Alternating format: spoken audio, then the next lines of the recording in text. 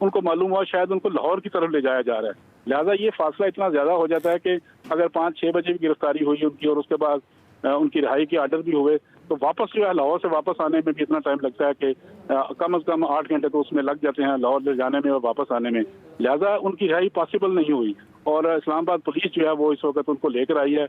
और हमारे ज़राए का ये कहना था कि जो एंटी करप्शन हमला था डेरा गाजी खान का, उन्होंने दोबारा से शेरी मज़ारी को जो है पुलिस के हवाले किया और पुलिस जो है वापस इनको आज हाई कोर्ट में लेकर आई है। चूँकि ये वफाक का केस था, यहाँ पे इनकी रिहाइश वफाक में थी, शेरी मज़ारी खुद यहाँ पे वफाक इस्लामाबाद में मौजूद हैं। लिहाजा किसी दूसरे सूबे की पुलिस को आने से कबल जो है वो मुकामी पुलिस को इतला देना जरूरी है, उनसे राहदारी हासिल करना जरूरी है। लिहाजा ये वो कायदे ज़ाबित हैं जिसके तहत जो है इनकी गिरफ्तारी जो है वो आज हुई, लेकिन वापसी पर तकरीबन वही रवैया अपना अंदाज जो है वो अपनाया गया। तो उनको वापस जो है एंटी करप्शन की टीम ने इस्लामाबाद पुलिस के हवाले किया और इस्लामाबाद पुलिस जो है वो अपनी निगरानी में अब से कुछ देर पहले शेरी मज़ारी को इस्लामाबाद हाई कोर्ट में लेकर आई हैं। लिहाजा इस वक्त समाज जो है वो जारी है, उनके वकला जो है दलाइल दे रहे हैं और बाकी जो पुलिस अफसरान और सेक्रेटरी दाखिला और कमिश्नर इस्लामाबाद और IG इस्लामाबाद को जो तलब किया गया था वो भी इस वक्त कमरा अदालत में मौजूद हैं और वो चीफ जस्टिस की जानिब से जो सवाल किए जाएंगे उनका वो जवाब देंगे कि इनको किस कानून के तहत किस तरह इनकी गिरफ्तारी हुई और किस किस को इस बारे में इतला थी और क्या ये तमाम जो रूल्स एंड रेगुलेशन है उसको फॉलो किया गया है। लिहाजा शेरी मज़ारी का ये मौक़िफ़ है कि जो उनके साथ मिस हैंडलिंग हुई, जो उनके साथ सलूक किया गया, उसकी तफसीलात जो है वो चीफ जस्टिस को खुद बयान करेंगी। उन्होंने वकील ने जब वो कमरा अदालत में पहुंची तो वकील ने कोशिश की हमसे पूछने की कि आप बताएं कि रवैया उनका कैसे था ताकि मैं उसको ब्रीफ कर सकूं। उन्होंने कहा कि जब चीफ जस्टिस मुझसे खुद पूछेंगे तो मैं तमाम तफसीलात से आगाह करूंगी। मैं पहली दफ़ा लापता हुई और ये लापता का मेरे खिलाफ जो है वो पहला केस है। लिहाजा मेरे साथ जो मिस हैंडलिंग हुई, मेरे साथ जो सलूक किया गया, उसकी तमाम तफसीलात मैं खुद बताऊंगी चीफ जस्टिस को ताकि उनको पता चल सके कि मेरे साथ इन्होंने क्या सलूक किया है। जी अच्छा ठीक है खालिद, अगर हम दिन की सूरत हाल पे बात करें, जब इनको गिरफ्तार किया गया था शेरी मज़ारी को, उस वक्त भी ये बात सामने आ रही थी कि अगर उनका इस्तीफ़ा कबूल नहीं हुआ है तो वो अभी तक पार्लियामेंटेरियन तो हैं और एक पार्लियामेंटेरियन की गिरफ्तारी के लिए एक तरीक़ाकार होता है, एक मैकेनिज़्म होता है, क्या उसको फॉलो किया गया है? इस हवाले से कोई अपडेट सामने आई है? आगाह किया गया था स्पीकर को? जी देखें जी, ये बिल्कुल रूल्स एंड रेगुलेशन में और खासकर जो पार्लियामेंट के कवानीन है उसमें लिखा गया है कि अगर किसी भी रुकन पार्लियामेंट जो सिटिंग रुकन हो उसको अगर गिरफ्तार किया जाना मकसूद हो तो सबसे पहले स्पीकर की इजाज़त लेना ज़रूरी है और स्पीकर को आगाह करना भी ज़रूरी है। क्योंकि ज़ाहिरी तौर पर तो पाकिस्तान तहरीक इंसाफ पार्लियामेंट से रिजाइन कर चुकी है, पार्लियामेंट से अलहदा हो चुके हैं, लेकिन अभी तक इनके इस्तीफे कबूल नहीं हुए।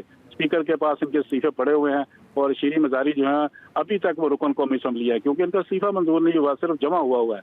लिहाजा वो रुकन असम्बली मौजूद हैं, लेकिन जो चीफ जस्टिस की जानिब से ऑर्डर किए गए थे 8 बजे के करीब, उन्होंने इस बात को भी मेंशन किया गया था कि स्पीकर की इजाज़त के बगैर जो है वो क्यों ऐसा किया गया, उनको इजाज़त देना ज़रूरी थी। ये जो ऑर्डर किए गए थे जो यहाँ पे चीफ जस्टिस हैं उनकी जानिब से कि जब उन्होंने कहा था कि 11:30 बजे अदालत जो है दोबारा इस केस को सुनेगी और आज ही सुनेगी, जिस पर उन्होंने नोटिस भी किया तमाम अदालों को और ये भी उन्होंने साथ कहा कि वो रुकन कौमी असम्बली है, उनकी गिरफ्तारी से कबल पार्लियामेंट को स्पीकर को आगाह क्यों नहीं किया गया, ये मेंशन नुक्ता जो है उन्होंने अपने नोटिस में मेंशन किया हुआ है। लिहाजा इस पर भी अभी कुछ देर बाद बात होगी कि आया स्पीकर को इजाज़त ली गई या नहीं ली गई या उनको आगाह किया गया या नहीं किया गया। ये वो तमाम तफसीलात हैं जो अब क्योंकि समाज जारी है उसमें वो मुतलका लोग जो है वो बताएंगे कि अगर किसी को इतला की गई है तो वो क्या इतला थी और उसके सबूत भी देना पड़ेंगे अदालत में कि उनको कैसे गिरफ्तार किया गया और किसकी इजाज़त के उनकी गिरफ्तारी मुमकिन हुई। लिहाजा वो तमाम तफसीलात जो हैं वो अब अदालत के सामने हैं। अदालत इस केस की समाअत कर रही है। चीफ जस्टिस अफसर मनिल्ला जो है वो आज खुद इसकी समाअत कर रहे हैं और तमाम जो जिन लोगों को उन्होंने तलब किया था वो भी मौजूद हैं, वकला भी मौजूद हैं और शेरी मज़ारी भी इस वक्त बिल्कुल कमरा अदालत में मौजूद हैं। ठीक है, वो कमरे अदालत में मौजूद हैं और इसकी बाकायदा तौर पर समाअत शुरू हो चुकी है। अगर अहाता अदालत की बात की जाए तो इस वक्त वहाँ पर क्या माहौल है? क्योंकि हमने देखा जब इनकी गिरफ्तारी अमल में लाई गई थी तो उस वक्त कारकुनान एक बड़ी तादाद में यहाँ पर पहुँचना शुरू हो चुके थे। ये देखें जी, आपने तकरीबन वही सूरत हाल है क्योंकि जो साथी थे उनको सिर्फ कार्ड दिखाकर अंदर आने की इजाज़त दी क्योंकि ये मामूल की कार्रवाई नहीं थी कि आज जो है वो 11:30 बजे अदालत जो है वो दोबारा से खुली हुई है और सिर्फ साथियों को अंदर जाने की इजाज़त दी। 2 गेट हैं इसके, एक गेट मगरब की तरफ, एक मशरक की तरफ इसका गेट है इस्लामाबाद हाई कोर्ट का। दोनों जानब जो है वो कारकुनों की बड़ी तादाद मौजूद है। खासकर जो मेन गेट जहाँ से एंट्री है आम लोगों की, उस गेट पर कारकुनों की बड़ी तादाद वहाँ पे मौजूद है और वो लोग अंदर आने की भी कोशिश कर रहे हैं, जिसे पुलिस ने बिल्कुल खारदार तारे लगाकर पूरी जो दोनों दरवाजे हैं उनको बंद कर दिया और मेन गेट है जो उसको भी उन्होंने लॉक किया हुआ है। और सिर्फ जो छोटा गेट खुला हुआ है जिसके शनाख्त के बाद खासकर जो वकील और साथी अंदर आ रहे हैं उनको शनाख्त के बाद अंदर आने दिया जा रहा है, जबकि कारकुनों को जो अदालत का अहाता है उसके अंदर बिल्कुल आने की इजाज़त नहीं है।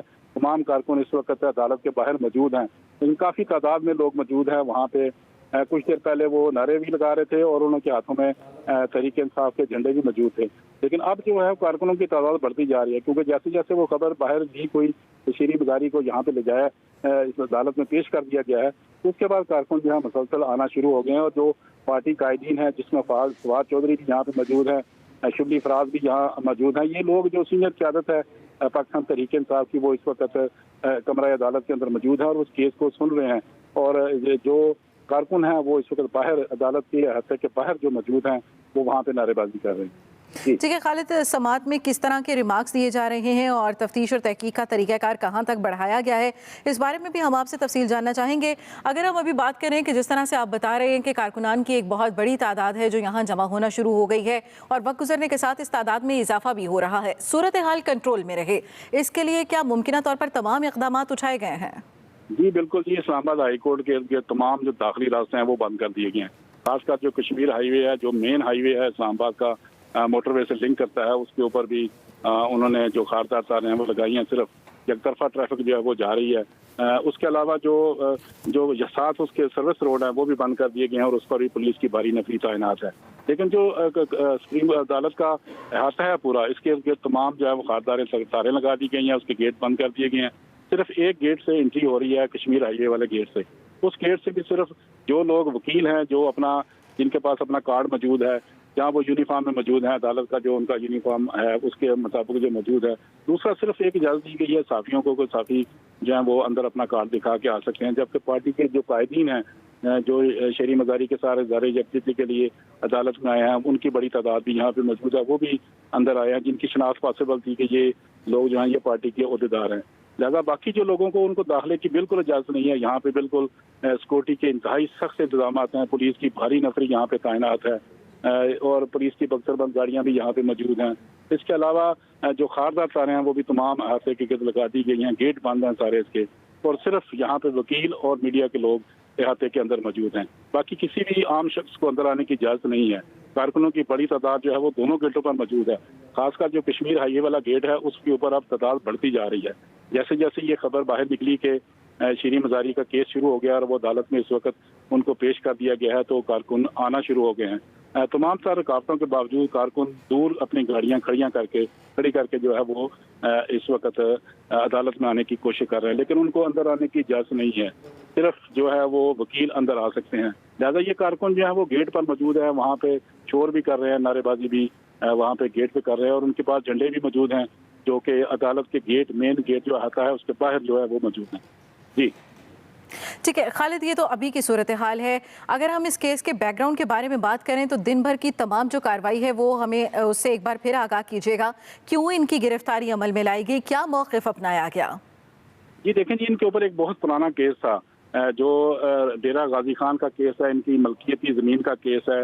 इनके वालिद जो है उन्होंने 1971-72 में ये ज़मीन हासिल की थी और उन्होंने जो यहाँ पे लैंड रिफॉर्म्स हुई थी, जुल्फ़िकार अली भुट्टो के दौर में जो लैंड रिफॉर्म हुई थी उसके ऊपर जो उनकी इजाफी ज़मीन थी वो उन्होंने कंपनी बनाकर जो है उसको ट्रांसफ़र की थी जिसकी जो रकबा था वो तकरीबन 800 कनाल था।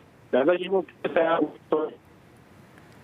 ये कहा गया कि इनके वालिद ने जो है वो इन कागजात का हेर फेर किया और उनको कागजात को गायब किया और उसी इल्ज़ाम के ऊपर आज ठीक है पाकिस्तान तहरीक इंसाफ की रहनुमा शीरी मज़ारी की गिरफ्तारी और इस वक्त उन्हें इस्लामाबाद हाई कोर्ट में पेश कर दिया गया है। खालिद महमूद, आने वाले बुलेटिन में इस मुतल्लिक़ आपसे मज़ीद भी तफसीलात जानते रहेंगे। फिल वक्त के लिए आपका बहुत शुक्रिया।